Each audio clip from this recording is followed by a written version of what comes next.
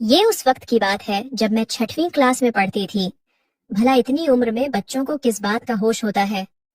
जब मेरे भाई बहन सो जाते थे तो रात को अंकल मुझे उठाकर अपने साथ अपनी चारपाई पर ले जाते थे। मुझे ये बात समझ नहीं आती थी कि वो ऐसा क्यों करते हैं। मैं उस वक्त गहरी नींद में डूबी हुई होती थी। अगर मैं कभी जाग भी जाती थी तो वो मुझे चॉकलेट देकर फिर से सुला देते थे और कहते थे कि ये सब हमारे बीच की बातें हैं, तुम किसी और को मत बताना। अगर वो ना भी कहते तब भी मैं किसी को क्या ही बताती, क्योंकि मुझे खुद समझ नहीं आता था कि मेरे साथ क्या हो रहा है। वक्त गुजरता गया और वो रोज ही मेरे साथ। हेलो दोस्तों, आज की इस रोमांचक कहानी में आप सभी का स्वागत है। ये मेरे होश संभालने से पहले की बात है। तब मेरी उम्र मुश्किल से 10 साल थी। एक रोज पापा के एक दोस्त हमारे घर आए। वो हमारे शहर में नौकरी की तलाश में आए थे, इसलिए मेरे पापा ने उनको रहने के लिए हमारे घर में जगह दे दी थी। हमारे घर में सिर्फ 2 कमरे थे।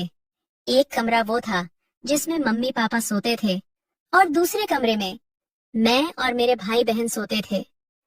वो मेरे पापा के बचपन के दोस्त थे, लेकिन मेरे पापा उन्हें अपने भाई का दर्जा देते थे। अंकल का नाम दानिश था। जब मेरी अम्मी ने पापा से दानिश अंकल के बारे में पूछा तो पापा ने बताया कि यह मेरे बचपन के दिनों का दोस्त है। इन दिनों ये बड़ी मुश्किल से गुजर रहा है। इसके पास कोई नौकरी भी नहीं है। ये हमारे शहर में नौकरी की तलाश के लिए ही आया है। हमारी दोस्ती भाइयों जैसी है। जब इसने अपनी मुश्किलों के बारे में बताया तो मैं इसे इनकार नहीं कर पाया। अम्मी ने कहा, ये तो आपने अच्छा किया, लेकिन ये सोएंगे कहाँ?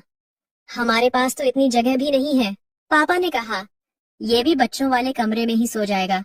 अभी सर्दियां चल रही है, वरना मैं उसके सोने का इंतजाम छत पर ही कर देता। ये बात सुनकर अम्मी खामोश हो गईं, क्योंकि वो पापा से ज्यादा बहस नहीं करना चाहती थी। दानिश अंकल की एक बात मुझे बहुत अच्छी लगती थी। वो जब भी काम पर जाते थे तो कभी खाली हाथ वापस नहीं लौटते थे। वो हमेशा हम बच्चों के लिए कुछ न कुछ खाने के लिए जरूर लाते थे। कभी चॉकलेट, कभी बिस्किट, तो कभी फल फ्रूट। हम सब बच्चे उनको प्यार से दानिश अंकल ही बुलाते थे, क्योंकि पापा कहते थे ये मुझे अपने सगे भाइयों से भी ज्यादा प्यारा है। मुसीबत के दिनों में दानिश अंकल ने पापा का बहुत साथ दिया था। मेरे पापा की सैलरी बहुत कम थी। हमारे घर का गुजारा भी मुश्किल से हो पाता था। लेकिन जब से दानिश अंकल हमारे घर आए थे तब से हमारे हालात कुछ सुधर गए थे। वो घर का राशन भी ले आते थे और हमारी जरूरतों का सामान भी लाते रहते थे। वो अम्मी से कहते थे कि अगर मैं इस घर में रहता हूँ तो इतना हक तो मेरा भी बनता है कि यहाँ के लोगों की जरूरतें पूरी कर सकूं।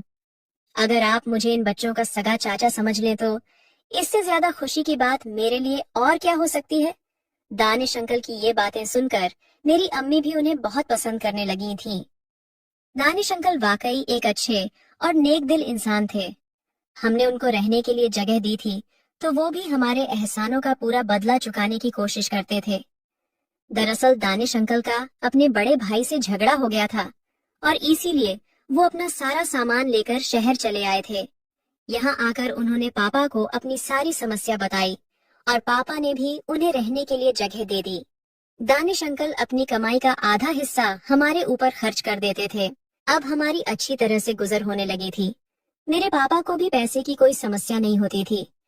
हम 4 भाई बहन थे और मैं सबसे बड़ी थी। मेरी उम्र ही कुछ ऐसी थी जिस उम्र में बच्चों को बहुत सारे ख्याल आते हैं। ख्याल अच्छे भी होते हैं और बुरे भी होते हैं। मुझे दानिश अंकल बहुत अच्छे लगने लगे थे। वो मुझे पानी लाने को कहते या फिर कोई और काम के लिए कहते थे तो मैं दौड़ दौड़ कर उनका काम कर दिया करती थी। बच्चे खाने पीने के शौकीन तो होते ही हैं और दानिश अंकल रोज ही हमारे लिए कुछ न कुछ खाने पीने के लिए लाया करते थे। अम्मी भी इन सब बातों पर एतराज नहीं करती थी, क्योंकि वो भी दानिश अंकल को इस घर का एक हिस्सा समझने लगी थी। हमारे घर में सिर्फ 2 कमरे थे।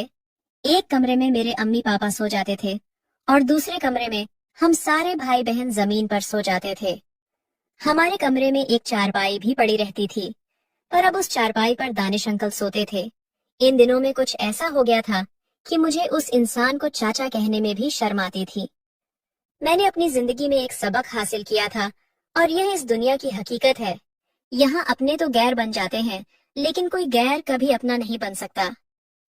सारे बच्चे दिन भर खेल कूद कर रात में जमीन पर बिस्तर लगाकर गहरी नींद में सो जाते थे। और मैं तो स्कूल जाने के अलावा अम्मी के साथ घर का काम भी किया करती थी, लिहाजा मैं तो और भी ज्यादा थक जाती थी।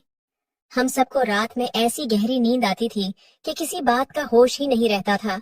और भला 6वीं क्लास की बच्ची को किस बात का होश रहता। रात में जब मेरे सारे भाई बहन गहरी नींद में सो जाते थे तो दानिश अंकल मुझे उठाकर अपने साथ चारपाई पर लिटा लेते थे। मैं उस वक्त गहरी नींद में डूबी हुई होती थी। अगर मैं कभी जाग भी जाती थी तो वो मुझे चॉकलेट या बिस्किट देकर फिर से सुला देते थे और कहते थे कि ये सब हमारे बीच की बातें हैं, तुम किसी और को मत बताना। अगर वो ना भी कहते तब भी मैं किसी को क्या ही बताती, क्योंकि मुझे खुद समझ नहीं आता था कि मेरे साथ क्या हो रहा है। धीरे धीरे वक्त गुजरता गया। वक्त के साथ साथ दानिश अंकल की हरकतें और भी अजीब होती जा रही थीं। बस फर्क इतना था कि अब उन हरकतों में वाहियात बातें भी शामिल हो गई थीं। हम बच्चों वाले कमरे में थोड़ी सी जमीन खाली पड़ी थी। दानिश अंकल ने पापा को सलाह दी कि अगर आप बुरा ना मानो तो मैं इसी कमरे में एक छोटा सा कमरा बना सकता हूँ। मैं ऐसे बहुत लोगों को जानता हूँ जो कम पैसे में यह सारा काम कर देंगे और मेहनत मजदूरी मैं खुद कर लूंगा। मैं अपने मालिक से कहकर खिड़कियां दरवाजे भी बहुत कम पैसों में बनवा दूंगा। पापा को दानिश अंकल की बात बहुत अच्छी लगी। वैसे भी हमारे घर में एक और कमरे की सख्त जरूरत थी और जब पापा को लगा कि यह काम सस्ते में हो जाएगा तो वो भी खुशी खुशी दानिश अंकल की बात मान गए। कुछ ही दिनों में वह छोटा सा कमरा बनकर तैयार हो गया।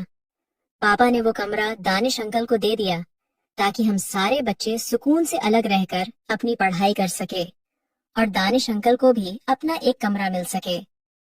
अब हम सारे अपने कमरे में सोते थे और दानिश अंकल अपने कमरे में सोते थे। पर जब मेरे भाई बहन सो जाते थे तो वह इंसान चुपके से हमारे कमरे में आ जाता था। मैं जैसे जैसे बड़ी होती जा रही थी मुझे सब समझ आने लगा था। मैं उनसे कहती थी, अंकल आप इतनी रात को हमारे कमरे में मत आया करो वरना मैं पापा को बता दूंगी। इस बात पर दानिश अंकल कहते थे, क्या तेरा पापा तेरी बात पर भरोसा करेगा? शायद नहीं, वो मेरी बात पर भरोसा करेगा क्योंकि मैं उसे अपनी आधी सैलरी देता हूँ।